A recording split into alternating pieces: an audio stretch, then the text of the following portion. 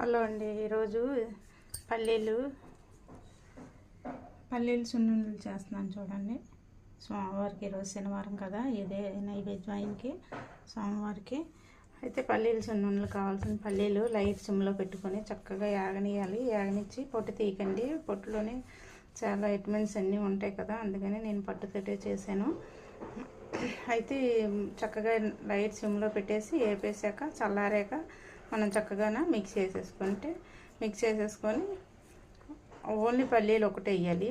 వేసిన తర్వాత మనం పంచదార కానీ బెల్లం కానీ అయితే బెల్లం అయితే వేసుకోవాలి. పంచదార నేనైతే పంచదార వేసానండి, బెల్లం వేయలేదు. అయితే పంచదారలోని కొంచెం 2 యాలక్కాయలు వేసేసి మనం మిక్సీ పెట్టేసి దీంట్లోని చక్కగా పల్లీలు ఏమవుతుందంటే మనం మిక్సీ పెట్టినప్పుడే ముద్దలాగా వస్తుంది. ఇది ఎందుకంటే కొంచెం నూనె ఐటెం కదా, కొంచెం ముద్దలాగా వస్తుంది. అయితే అది ఇది బాగా కలిపేసి మిక్స్ చేసుకున్నాక లైట్గా కొంచెం నెయ్యి వేసుకోవాలి. ఎక్కువ అంటే ఎక్కువ పడదు, సున్నుండలాగా ఎక్కువ పడదు. ఇందులో ఆయిల్ ఉంటుంది కనుక చక్కగా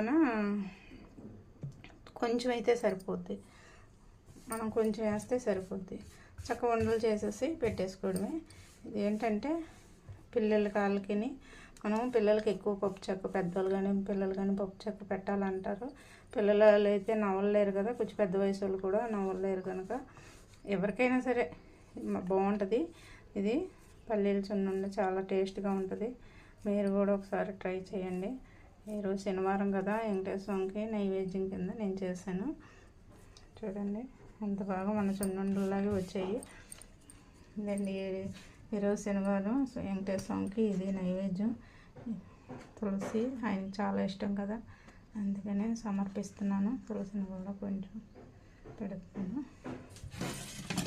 ఇందులో ఐరన్, కాల్షియం అన్నీ చాలా మంచి బలమైన ఫుడ్ కనుక మనం పిల్లలు కానీ పెద్దోళ్ళు కానీ ఇది తీసుకోవడం చాలా మంచిది.